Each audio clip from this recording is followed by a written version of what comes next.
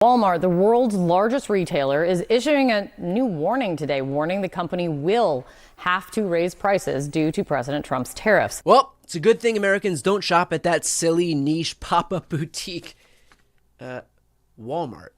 Surely a company of this size can weather this storm, right? We're wired to keep prices low for customers, but the level of tariffs that have been proposed is pretty challenging for all retailers, for suppliers, and certainly our concern is that consumers are going to feel some of that. Look, I love shopping at a store that's the size of a small regional airport to find a coffee maker that costs less than the coffee I put in it as much as the next guy.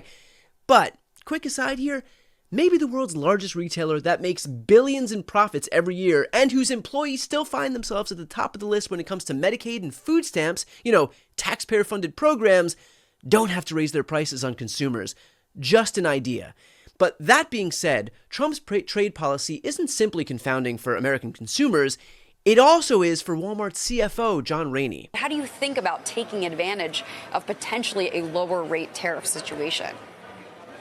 Yeah, well, that's the crystal ball that all retailers wish they had right now, is to try to figure out where tariffs are going to be at what point in time so they can manage their inventory flow. You want a crystal ball? Dude, your own store has you covered for $25.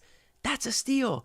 But I get it. Knowing the future or having a president who laid out a trade policy in a coherent manner instead of a tariff roller coaster he haphazardly reconstructs on the daily would also be nice. We've not seen a period where you've had prices go up this high, this quickly. We're well equipped and experienced in dealing with elasticities or price increases that are going up 2 or 3%, but not 30%. So the guy in charge of a store that can equip you for anything is saying they are not equipped to handle Trump's trade boondoggle.